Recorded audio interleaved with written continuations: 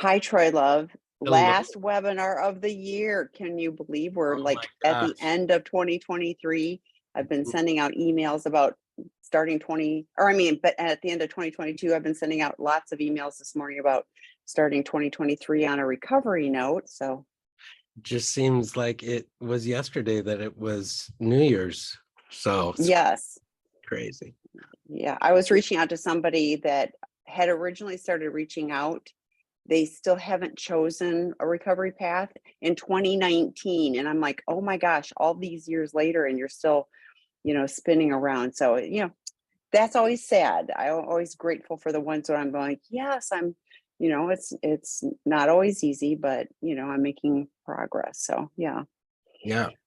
We if you all have questions, we'd love to answer them. So in the meantime, I hope you had a good holiday. Last time we met, somebody asked a question about how to find the Christmas spirit, I guess, or the holiday spirit, Yes. depending on whether you celebrate Christmas or not, especially during seasons like this when betrayal is oftentimes the thing that shows up. And so I had the opportunity of being Santa's helper for the Cub Scouts and playing Santa for them and giving them Pinewood Derby cars so that they could get them ready for their Pinewood Derby. And that was fun. And then I decided to dress up as Santa's helper for a couple of my employees. And that was super fun to sit and meet with kids and hear what they wanted and be with that. But the most fun I had was I also have a Grinch costume. Oh, And gee. and I haven't used it before. So this year I said to my employees, Santa and the Grinch can't be in the same place at the same time, but if you'd like the Grinch to come, let me know. And one of my employees who also runs the safe house in our community said that they wanted the Grinch to come, and I said, why would you want the Grinch to come to the safe house instead of Santa? And they said, well, because the whole house is decorated like Whoville. We have and I was like, oh, and so I was able to go and I read How the Grinch Stole Christmas to uh these little families, these little kids, and they're scared one girl half to death, but the rest of them Oh, were super fun. And then I went down to the farmer's market after that and just walked around. It was like the best. It was the best. It was so fun to just like give little kids candy canes and get pictures, and it was super fun. So there's a way to make the holidays fun, even if it's not your traditional thing. So it was great. that that is a unique story. I honestly haven't heard of anyone dressing like the Grinch and going around, but I bet you did get a lot of, kids going, "Oh, that's so cool too." So, I yeah. did. Super fun. Yes. They say, "Can we see a picture of Troy in the Grinch suit?" So, If you have yeah. Facebook, you can go to my uh, Finding Peace Consulting page, and there's a picture of it there. Otherwise, There you go. oh, sorry, Scott, I'll send you one. Yeah, there you go. That is so fun. Okay, I will actually have to go on that. So, okay, so I'm going to ask, there's a question. My addicted husband made his first of many oh, okay. So my addicted husband made his first of many staggered confessions Christmas of 2021. He was being blackmailed at the time, but I still don't understand why he chose that day specifically. It seems intentionally hurtful. There are several actively hurtful things he did over the course of his addiction. The hurt wasn't just a byproduct of his negligence. Do you have any thoughts about this? Pain, I am sorry. Like, I'm like pain that that's horrible. I'm sorry. Yeah, my heart hurts with you, and I would imagine. I mean that was last year, so this year probably stirred up all those memories again. Um, I'm not sure why he would have chosen that day. You're sensing that maybe there was some intentionality. um I think sometimes when we're struggling with addiction, our capacity for empathy is like gone. The shame is so profound that we don't have the ability to really recognize how impactful our choices are going to be on somebody else. It's not an excuse for the behavior. And sometimes the shame is so bad that we want to unload it on somebody else and get rid of it. And so I don't know what it was about that particular day, or maybe family was all together and the shame of I'm just a horrible person or whatever was part of that. But they want to get rid of it by handing it off to you, oftentimes, which is really hurtful and really not fair. And so then you now are holding the burden and they feel better because they've told somebody. And so they're not, the guilt and the shame isn't as heavy as it was before, but now you have it. So there's a much more effective way of doing those kind of things. And we try to help clients learn how to do that in a different way. The trickle approach also is very common. A lot of individuals do that. There's a lot of shame around all of that. And I think part of the mentality is, well, I'll tell you this and it will appease you. And I will feel like I've been honest enough and I don't have to tell you anymore. But it doesn't work because the truth still hasn't been said. And so that lack of empathy and that lack of ability of being able to see the impact that it's having on you really does compromise the relationship profoundly. And so oftentimes part of the recovery process is helping the spouse, your partner, learn how to have empathy, to learn that my choices impact you in ways that I need to repair. And at the beginning of recovery, a lot of times addicts just do not have the capability of doing that. So it makes me sad. And I'm sorry that that was happening. It's not an excuse for why he did it. Hopefully you have some support and people who are loving on you and letting you know that you're enough, even though his behavior hurts so bad.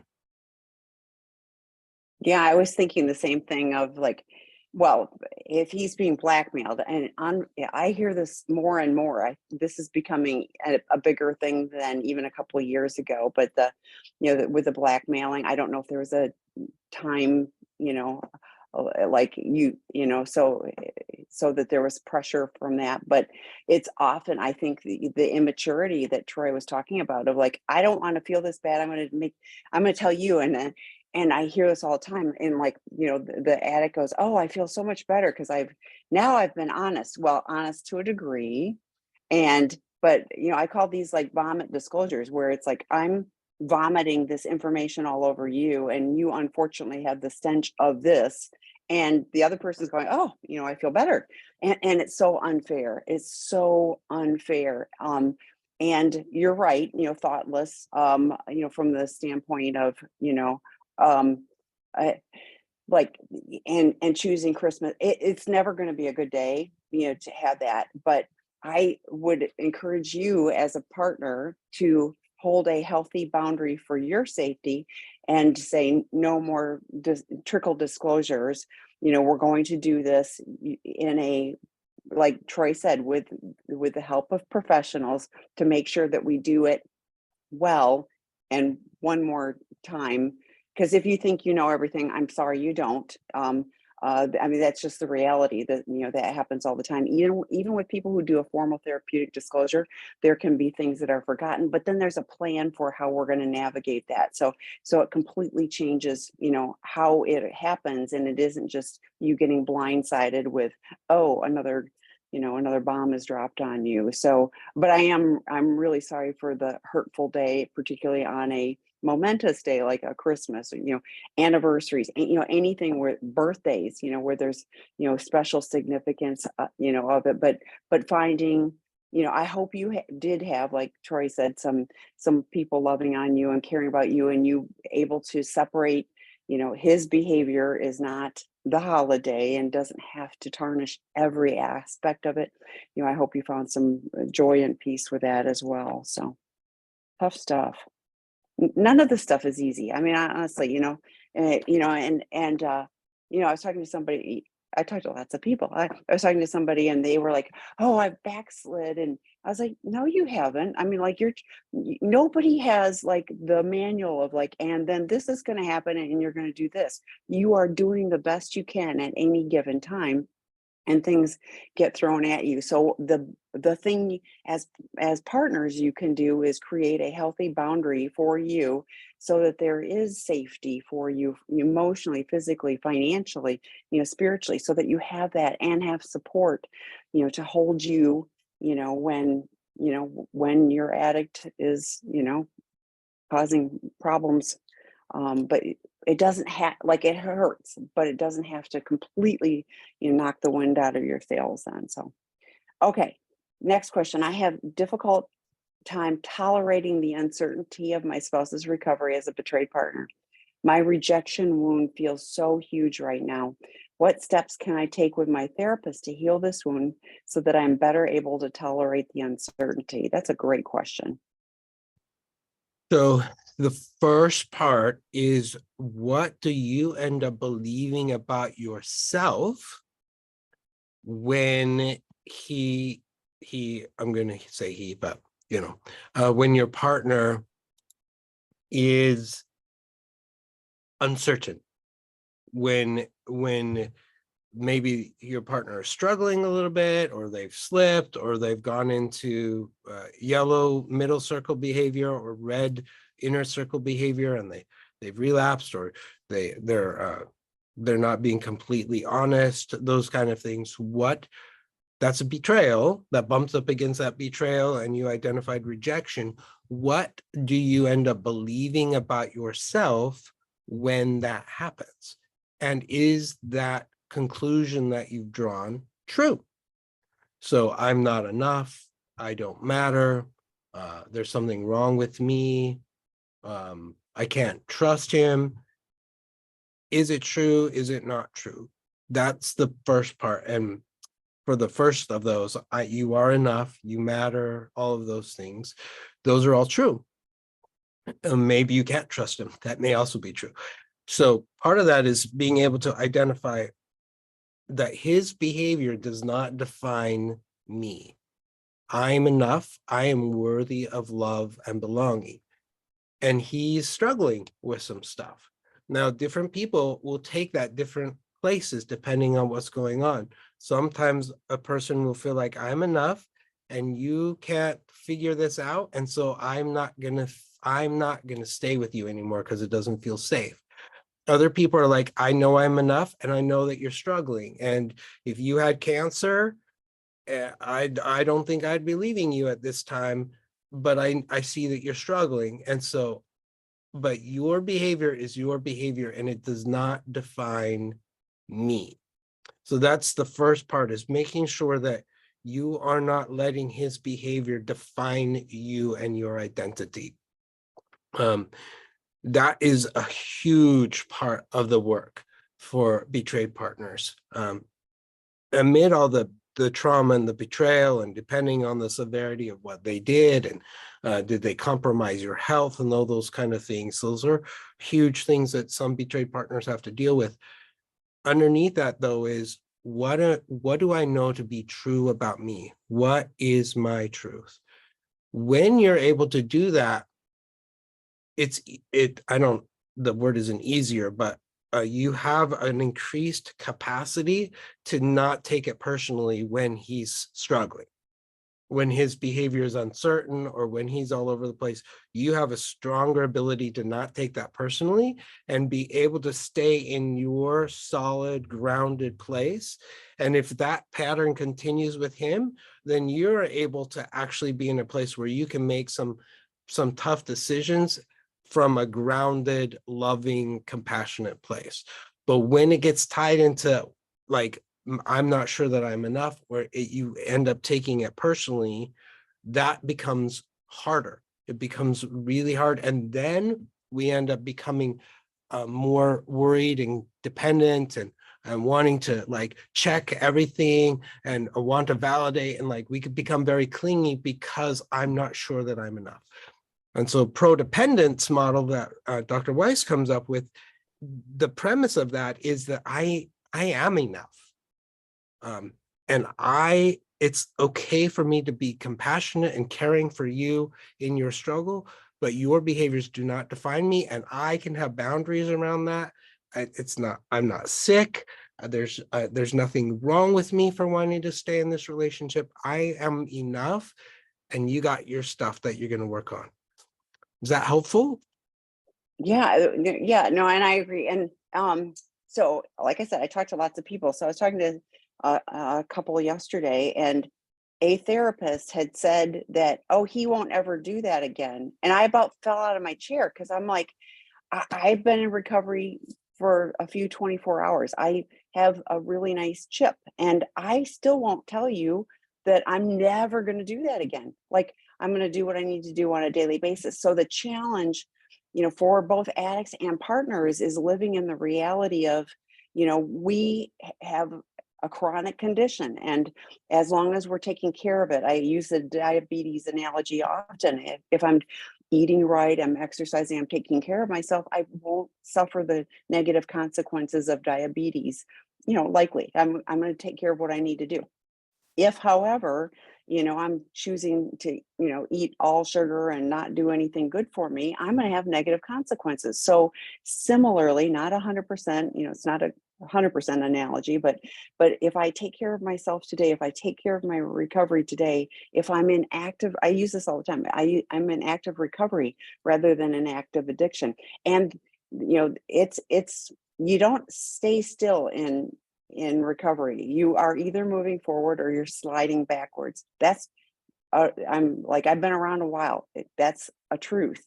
And so if I'm continuing, and some days I'm going to take a little tiny step, forward rather than, a yard or whatever, but it's okay as long as I'm doing what I need to do today. So the challenge for partners is, wanting, and I understand it, you want the security and, and assurance that, your loved one is never going to do that again because it's so hurtful and painful. And a promise is hollow if they say, in fact, I've heard, from addicts, oh, I'm never going to do that again. I have no desire to do that again. Huge red flag to me. I'm like, you are not prepared because this is sitting here waiting. I went to an old timers meeting. It was really cool on the day before Christmas. That's what I do for like, I go to an old timers meeting. But one of these people, I was so grateful for this person who shared, had kind of, stopped doing the recovery things and had more than 2 decades and almost relapsed, but went, wait, that's a horrible thought, called sponsor, got right back on track, started doing all the things that we learned to do in early recovery, and was a great and shining example of what to do right, but was willing to tattle on him or herself, and share, look, you don't got this, so my point with that long-winded was, I'm sorry that we can't give you a guarantee. We don't have a guarantee, but we can show up every day and do the best that we can in our recovery. And like Troy said, you can love a broken person, and that doesn't make you pathologize. So like Dr. Rob says, it's prodependent lens. It means you love someone who's got brokenness, but you have the ability to see, the good in that person too. Prodependence does not mean you have to stay with that person. So like Troy said, sometimes you just go, yeah, I can't tolerate, this, that's okay, so each person's journey is different. What you need for your, for your security, what your boundaries are, is what you need to do for you. Okay. Next one. I have become pretty good at using Troy's worksheet to identify my wounds and beliefs. However, I am less confident of the steps Troy goes through to talk to the shadows and get them to step back, the internal feeling, color, temperature, etc. I have been in Troy's Friday hot seat before, and it helped so much. I need help to do more often for myself. Can Troy review this process? Yes, and Troy will be doing this work group. So you'll get, it's different to be in a work group. So I highly encourage you to join the work group. It's posted on Seeking Integrity on the work groups. I'll find the link and throw it in the chat too. But that's a 6-week course and 90 minutes, and you're working through it. You have the homework and you're bringing it back. So it's far more in depth than just doing. I love that you're doing the free, but please consider doing the online work group too. So, but Troy, I will go find the link and turn that over to you. Yeah. So I love that you're getting more confident with that. That makes me happy. Before I go into the process, one of the things that I found is helpful is if you can call up a buddy and do it together. Like some of the guys in those groups actually created their own like small groups that they get together and they do that. So if you want some extra help, you may want to find another guy from the group that's been familiar and say, hey, would you mind doing that with me, and doing that. So, however, you want to know specifically what to do with the shadows when they show up. So the first part is to recognize, well, which shadow is there. And it's not imperative, but it does make it a whole lot easier. So there's the 6 shadows. There's the judge, you can look at them, the judge, the impotent one, the politician, the royal, the rebel, and the martyr. And they all play a different role in how they try to help you deal with your pain. So the judge basically demands perfection and believes that you need to be perfect. And if you were perfect, then no bad things would ever happen to you. And so every time we make a mistake, the judge shows up and tells you that you suck and that you're horrible. The impotent one tells you that nothing's ever going to get any better. And I don't even know why you try. You need to just give up and accept that life sucks and it's just going to be that way. The politician says, don't let anybody know what's going on with you. You got to cover it up, wear a mask, pretend, because if anybody found out that you're struggling, they would hate you, they would reject you. The royal tells you that you're better than everybody else and you're entitled to special treatment and you deserve certain things. The rebel is the voice often of the addict that really convinces you to do whatever you want, even though it's going to hurt somebody else. And just kind of flip the world off. And then the last one is the martyr, who tells you that you're responsible for everybody else's feelings, that you need to be the hero. And so you need to take care of that. So not all of them will show up all the time. Sometimes they all do. But usually when one of your wounds is being hit, a couple of them will show up. And so as you're starting to notice that they're there, they start talking to you. If you can figure out who's there, then that's helpful. So what we do with the wounds is figuring out, if you can figure out, well, where is my rejection wound in my body? And if it had a color, what color would it be? And if it had a texture, what texture would it have? And what temperature would it have? If you really can get familiar with those wounds, then when the shadows show up, you can tune in and like, okay, where am I feeling this pain in my body? And it's, oh, that's my rejection wound right there. That's what it is. So the very fact that the shadows are there is indicative that your wound has been hit. So then you figure it out. And then you're going to call it out and you're going to say, hey, I see you. Judge, I see you. Impotent one, I see you.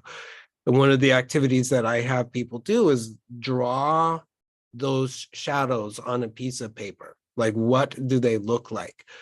If I were gonna take a picture of them, what would I see? If you were gonna draw them, what would I see? If I was walking into a store and I ran into one of them, what would it look like? Does not have to look like a human. It can be anything that you imagine it to be. But you're gonna see it. Like, I see you standing over there, like I see you. Just that in and of itself usually makes the shadow thought process pause a little bit.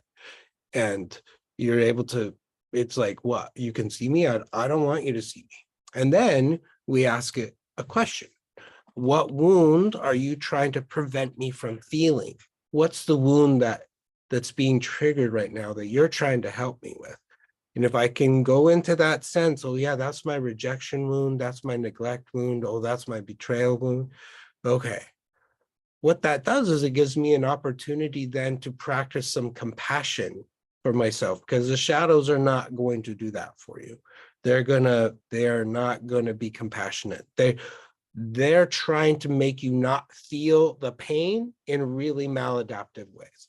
And so I can say, thank you for trying to take care of my rejection wound. I can see that you're trying to do that. Thank you. And I've learned that gratitude and love is a whole lot more powerful than saying get out. So in the Finding Peace workbook, the Todd tells everybody to just like kick them out, but that is not as effective as saying thank you. I can see that you're trying to take care of this. I'm going to take care of this. My adult self, me, I'm going to take care of this wound in a way that's helpful for me. And this is what I'm going to do. And when we start to take care of the wound, when we attend to it, the shadow doesn't have a job to do anymore. It's like, oh, you got it. Okay, cool. Then I don't have to like shame you anymore. I don't have to tell you to hide it anymore because you're taking care of it. You're doing it. And so I don't need to do that anymore. And they kind of melt into the wall until they come back later. So that's how you can do it, is calling it out, recognizing what it looks like. What are you trying to help me not feel? Once you figure that out, the last part of that is, what's the truth? The shadows have been saying something that's not accurate. What is the truth? And I figured it out. What's the truth? How can I make some choices that will help me honor that truth? So that's in a nutshell how you do it. But like I said, a lot of the guys, some of the guys who are in that drop-in group have been there for a long time, and they would be more than willing to sit down and walk it through with you if that's what you'd like to do, because sometimes we need some help with, sometimes my shadows can be so overwhelming that I can't hear that they're talking to me until somebody else points it out. Well, and you've shared before that you like, you'll reach out to a friend and say, Mhm. like I'm feeling like I'm a terrible dad or whatever it is, Yep. and I'm going to tattle on myself. The other day, I it was before Christmas, but whatever. I was like, I said to my husband, "I'm failing at life." Like it was just like overly dramatic, like just a horrible, and he's like looking at me, he's like, "You're not failing at life." And, and like in 3 minutes, I was like, I could reset, but like I had to verbalize to another human being rather than letting it get stuck in my head, and I'm not failing at life. I was having a moment. I don't even remember what the issue was at that moment, but, getting that whole, I mean, I'm sure lots of shame in there if I'm failing at life, the whole entire life, in one moment. So it is helpful to get input from, a sane person in that moment. Mhm. I needed it. Okay, the next question. I have some, oh no, sorry, the next one. Can you explain intimacy anorexia and why we withhold? So intimacy anorexia basically is actively withholding emotional, spiritual, or sexual intimacy from your partner. So it's there's some similarities to somebody who's struggling with anorexia in that they choose not to eat. They're making that they're not eating, and I say choose, it's kind of like an addict choosing to do drugs or whatever. Like on one hand it's a choice, and on the other hand it's not, if that makes sense. So there Yes. it but it's withholding intimacy, withholding that emotional engagement, that spiritual engagement, that sexual engagement from your partner. And you wanted to know why we withhold that. Because you have attachment wounds. So being open is vulnerable. Why does a person not eat? Well, there's lots of different reasons. Sometimes it's because they have so much body shame that they feel like they just need to not eat anymore in order to help like get to the place where they want it to be. Sometimes it's because that's the only thing that I can control in my life. Mhm. Because I feel like my life is so out of control. So I don't want to black and white, but this black and white it with that. But this is the same kind of concept. I feel like there's nothing I can control. And so I can withhold this from my partner. I am so ashamed of myself and what's going on with me that I can't even imagine that my partner would want to be open with me. So it's very much, in my opinion, what do I know? But tied to those attachment wounds of rejection, abandonment, neglect, betrayal, where those wounds are really profound. And I've experienced that when I've been vulnerable before, I've been shamed or I've been hurt. And so I don't want to do that anymore. And so I withhold, hoping that that will prevent the pain, but it doesn't work. It has the actual opposite effect. It perpetuates the shame. It perpetuates the story that's going on. And so it doesn't actually lead to healing. And oftentimes it causes more hurt, which activates the rejection and the abandonment and all those things all over again. So why we do it is we're trying to prevent ourselves from being hurt. We don't want to be vulnerable. And so in a sense, it's similar to, it's our way of controlling our pain in a way that doesn't really work that well. Yeah, I agree. Fear was the thought, I'm afraid. And so I'm going to protect myself and I'm going to, keep you pushed away, but I really want to be close to you, but I really am going to push you away. So it's that constant. And then partners are going like, the feeling the gap. And so they do remove it. Like it just, like you said, perpetuates the cycle and makes things worse. But like being willing to take the risk of going, okay, I'm really, really scared, but I'm gonna just, I'm gonna try. And it's okay to say, I'm really scared, but I'm gonna try to do this and I'm not gonna do it perfectly. That's a huge step forward rather than just going, well, I have an intimacy disorder and therefore I'm not going to do this. Like we have to, like, if we want something to change, we have to be willing to change. So, okay, next question is, because of abuse and betrayal, healing costs me a lot of energy, which I don't have. My body is suffering and I have to run my life, daily stuff, and I get frustrated because I'm so tired. I also cannot sleep. What do you do with the frustration? So it could be that you're dealing with anxiety. It could be that you're dealing with depression. It could, I mean, these kind of things play a physical toll on our bodies. Some people are dealing with what is called adrenaline fatigue. So probably the first thing that I would recommend you do is follow up with a medical provider and talk about the exhaustion that you're having and maybe get some labs done to see if maybe there are some levels that are low on iron. Maybe your hormones are fluctuating in a way that's causing those things. So before we like just run to like, you got to do something more to help you do that, let's take a look at what physical effects have this had, because it can really have physical effects on you. So following up with a medical provider and seeing like what is going on, doing some things like maybe changing how you're eating, eliminating sugar. I'm not a nutritionist, so I can't really talk about that, but like changing some of those things. But there really is a medical concept called adrenal fatigue, where people are so tired. And why?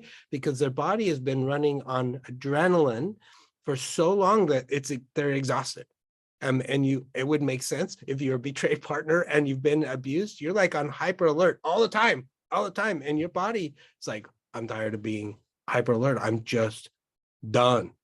So you may want to follow up with that first and see about that. You may even want to do a sleep study to see if some things have changed with your sleep study. That might be a place to start. And then if they don't give you answers, then I would suggest following up with a therapist who maybe specializes in some sleep things to help you figure out how to do some more restful things. You may also want to find somebody who can teach you how to do meditation if you don't do that already. That can help calm the nervous system down a lot, just doing that. But those are some things that I would recommend. The frustration is understandable. I'm not telling you what to do with the frustration. I'm saying let's deal with the deeper reason why you're frustrated. You have every right to be frustrated. Let's figure out what's underneath that and see if we can help with that. Yeah, and I hear so often from betrayed partners, that they have medical, conditions as a result of, and yes, it's legit. Like there's real things happening. Troy and I have talked before about like 4-7-8 breathing. It's like a 2-minute thing, and that's about my attention span. So that works for me. It's like, but doing that, and interestingly, because there's just been a lot going on in my personal life lately. So I've pulled that back out again, and like having the tools to be able to utilize. But if I use that 4-7-8 breathing, I was laying in bed and my mind was going 100 miles an hour, and I did that, and I think I did it one time through, and was able to calm down and go to sleep. But I do think being intentional, like shifting the pattern, because clearly you're struggling. So are there some things you can do, like a warm bath before bed, like nurturing yourself, turn off the light, turn off the technology, whatever. And I've shared this before, during COVID, like the news was my enemy. I have not turned the news back on. I just like find that I take in things that I need to take in, but I don't have all that negative messaging coming in. So I had to be really intentional about those things. But I have found for myself, if my brain is going 100 miles an hour, doing that 4-7-8 breathing, you do it 4 patterns. It's online. You can email me, if you want the information, but there's a YouTube video about it, but trust me, it's easy. And it really helps. It's just like it really helps. But there are guided meditations.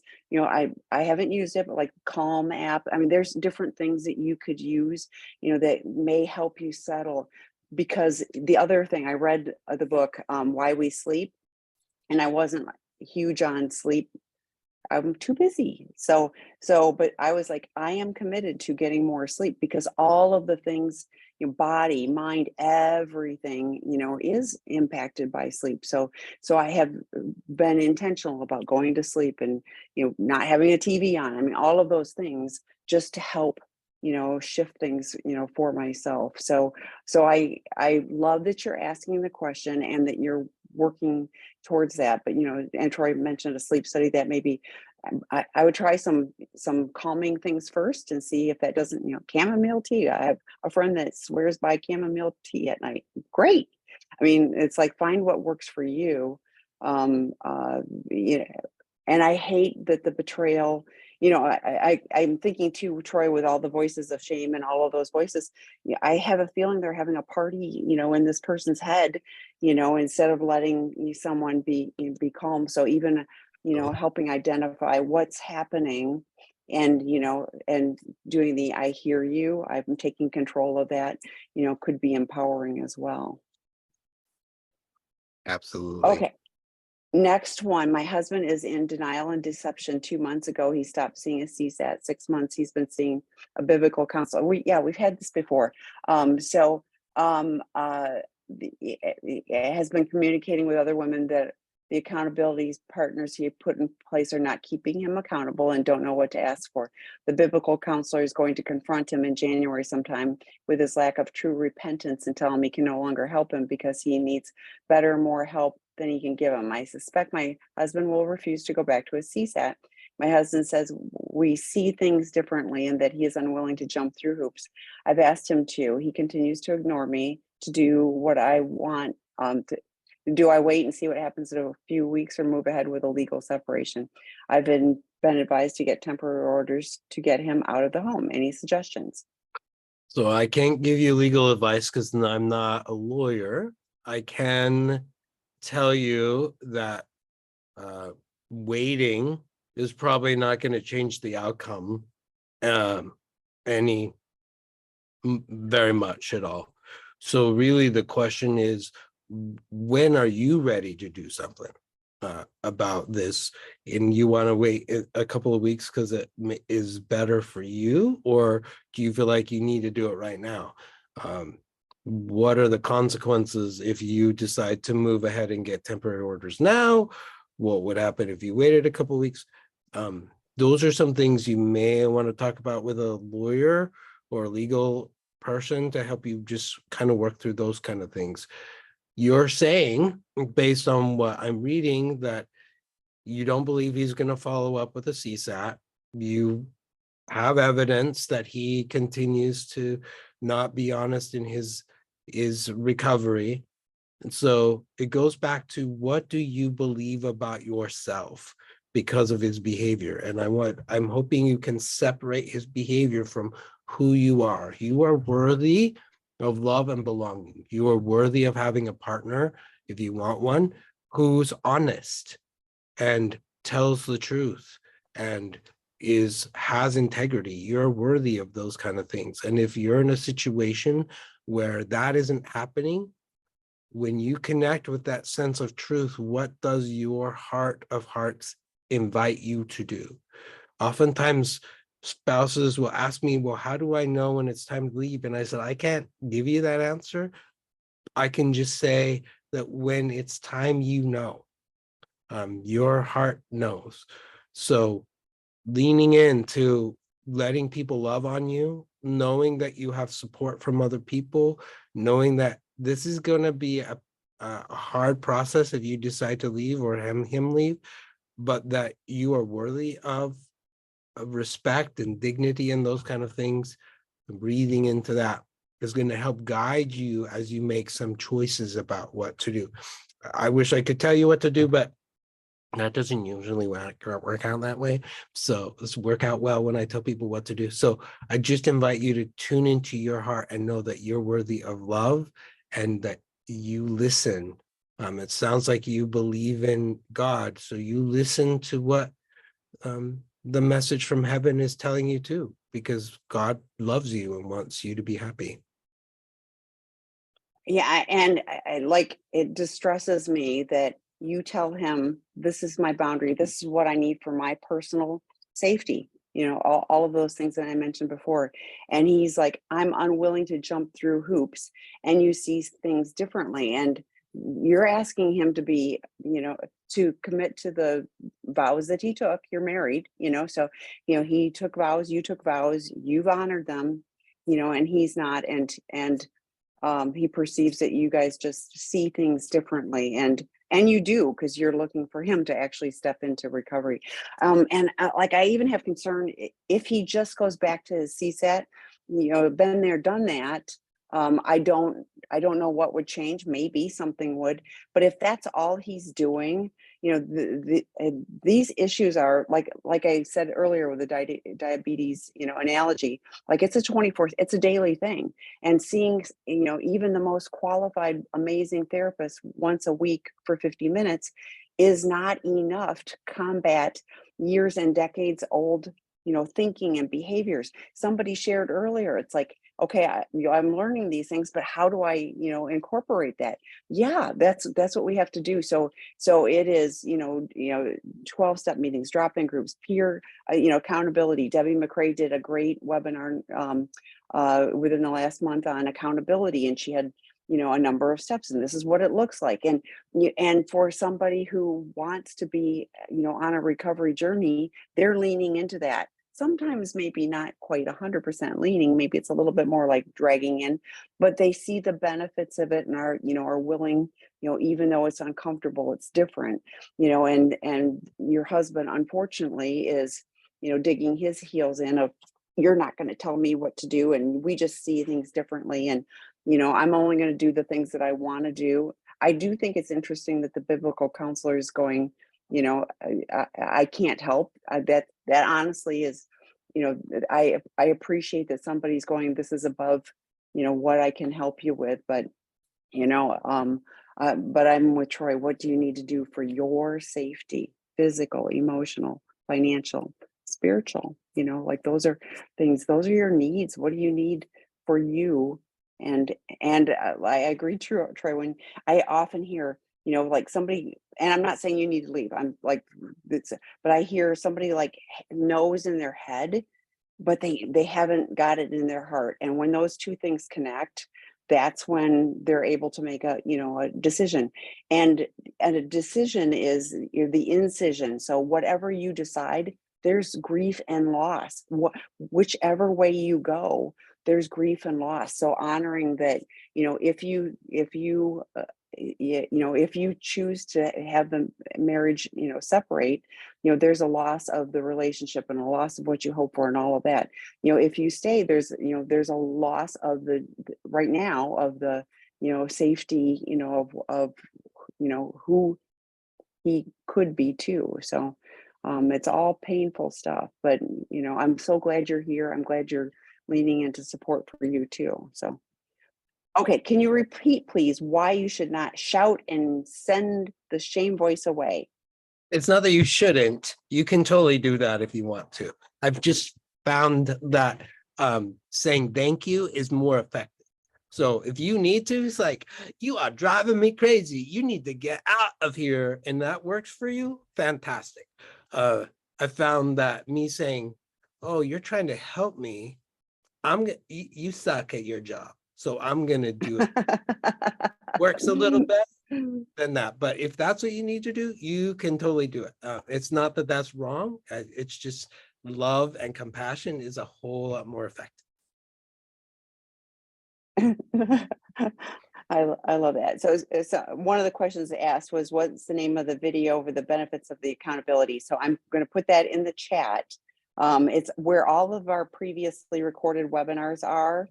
So you'll find them, but that one was Debbie McRae, but like this one will be posted, as well. So you can always find those resources on our sexandrelationshiphealing.com site. Okay, next question. How do I step into those feelings from the past? This is the intimacy anorexia. How do I step into those feelings from the past with my partner without flooding or shutting down? Okay, so similar to what I've been saying to the partner, what do you end up believing about yourself because of the choices that you've made? Like, what is your judge telling you about you? And is that true? Like, okay, so you made mistakes. We all make mistakes sometimes. So what do you end up believing about you? And what wounds are being stirred up for you with that rejection and abandonment and neglect? And so if you're struggling with, well, I'm not enough and I'm horrible, I'm a horrible person, and this is never going to get any better. So notice we got the impotent one talking, we got the judge talking, we got the politician saying, don't say, like all that kind of stuff. That's all that shame, like all that is shame, right? And so what you're asking is, how do I not experience shame while I am stepping into the past with my partner? And that's a really good question. You talk about it. Hey, when I go into the past, like I can hear my judge just telling me like what a horrible piece of crap I am. And oftentimes the spouses don't want to hear that, by the way. So I work with my therapist, I work with another buddy so that I know that I'm enough. Today, I've done some things to make some reparation, and I'm not the same guy that I was before. And so if I can sit in that truth and I can be there with my partner and she can say, hey, like when you did that, this is how that affected me, and I don't get sucked into shame, I can then hold space and say, yeah, that was really hard. That was really challenging. And I can see how my behavior really impacted you.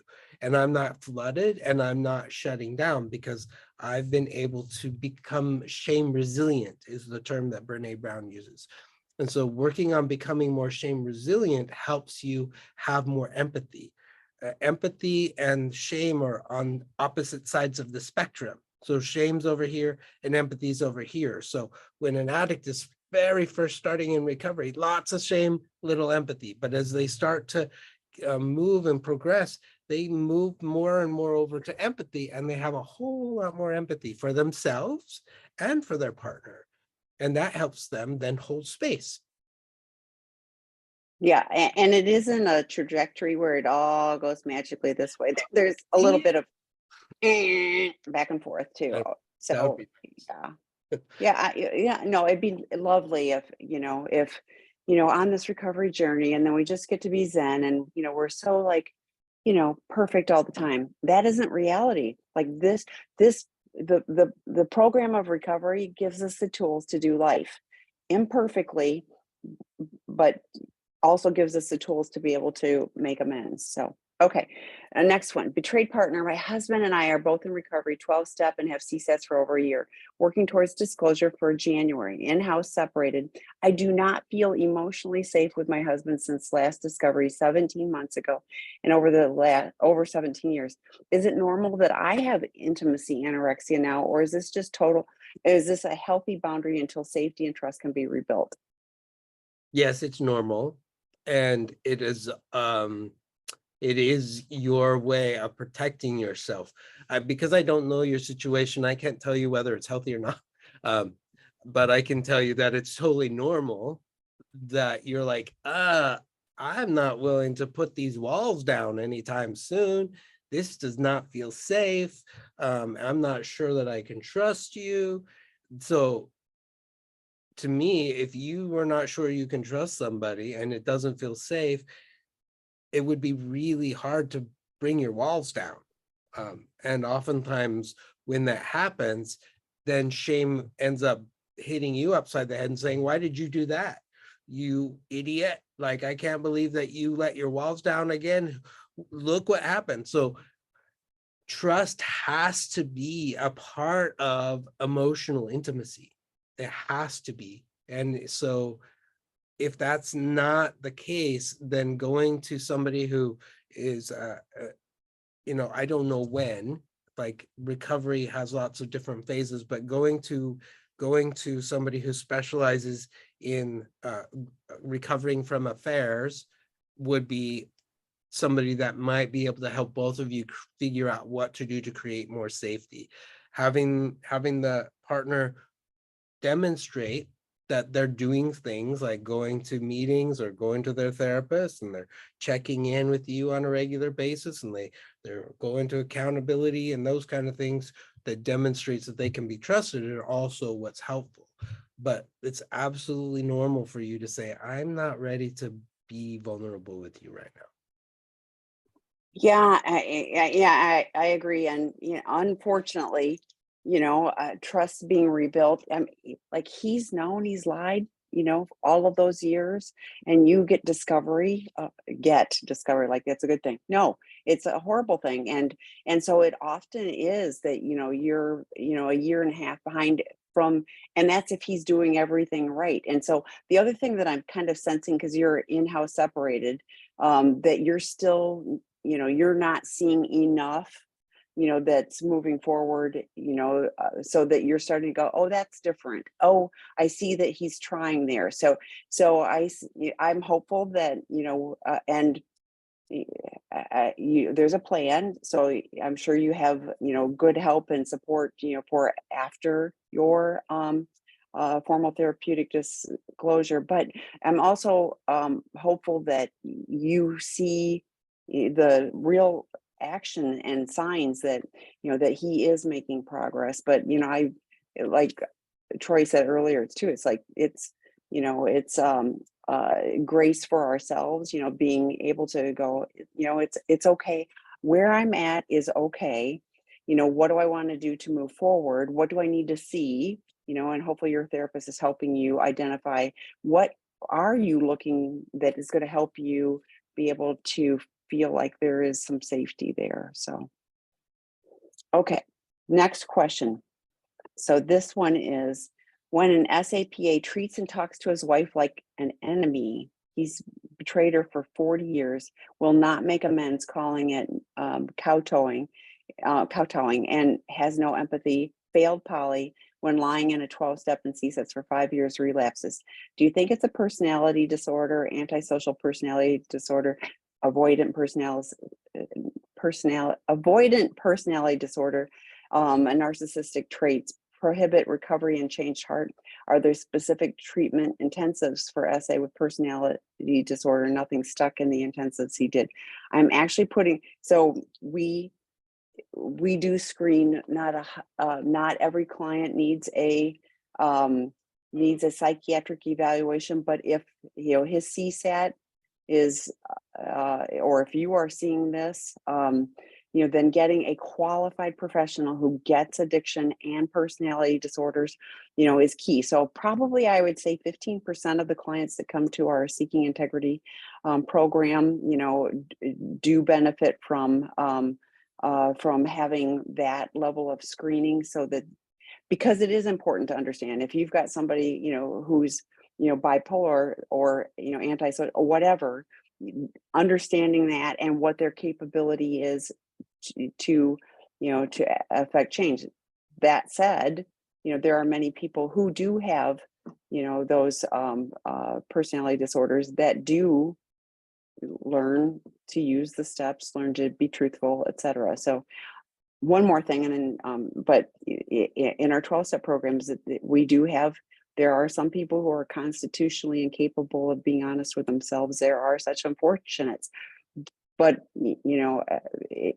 to me, I wonder if he hasn't had enough of the right level, the expert help. So I did put in a message in about our treatment program. Dr. Rob works directly with the clients who are in the program. We do have an expert clinical team, no interns. This isn't a 100-bed hospital campus or a sober living. It is, expert treatment, and we are looking holistically at what the underlying issues are and mental health issues as well. So, Troy, thoughts on that? And I'm sorry, I popped it into the answer. Sorry. Fine. It looks like she said he was diagnosed with one of those personality disorders. I don't know of any program specifically that treats sex addiction and personality disorder. I would, it's a co-occurrent issue. So can personality disorder impact recovery? Absolutely. So what might need to happen is they get treated for the personality disorder. And yeah, the difficulty with that is a lot of times they just don't feel like they need to, especially if they have antisocial personality disorder, if they have narcissistic personality disorder, they just don't feel like they need to. So that becomes a challenge in and of itself. So there are programs that do treat that.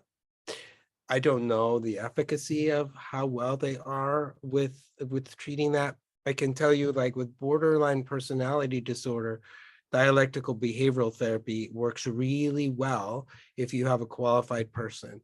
But narcissistic personality disorder, there are some experts that do that. That's where I would focus, because until that is taken care of, I don't think it's going to do much for the sexual addiction side of things. Yeah, and I was, so I'm sorry, I was unclear because I thought you were thinking that he might have that. I didn't realize if those have been diagnosed, then yeah, there are programs, and I have made recommendations if the mental health aspect is a higher need than the sex addiction. We have worked very effectively with some of these, and then we do refer out if the mental health is such that, schizoid is one we do not deal with. So we refer out for that with co-occurring. So there are a few programs that, can do that, or send to mental health and then address the sex addiction when it's stabilized. But yeah, it is challenging. So I'll go back to, what do you need to do to take care of you? What healthy boundaries do you need to have, so that if he's talking to you like the enemy, you're not buying into any of that. So very challenging.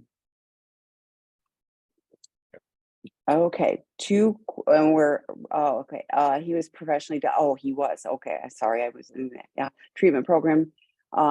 is that done online or go to a location? I don't know which treatment, like for the co-occurring mental health, those are inpatient and those are longer term, you know, you're probably looking at 90 days, you know, because that's really, those are, that's a lot more than, you know, somebody who has ADHD or OCD or something. So when they're a high level mental health, you know, that is a longer term, and that does require major inpatient. So, okay. Thank you. I think we got it. So thanks everybody. We will see you in 2023. Crazy.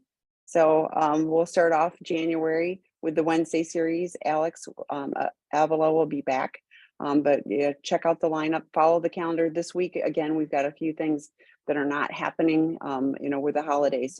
So watch the calendar on the sexandrelationshiphealing.com site so that you are current. We are trying to keep that accurate. So thank you, Troy, as always. Oh, if you didn't grab the Grinch picture, do that. I click just to see it, and I saw a quick. I'm going to go back and look at the rest of them. That's a costume. That wasn't even like, you know, like you're sort of dressed up like it. That was amazing. So I'm sure you had a great time incognito down at the farmers market too. So Thank you. I did. all right, take care, everybody. Bye. Bye.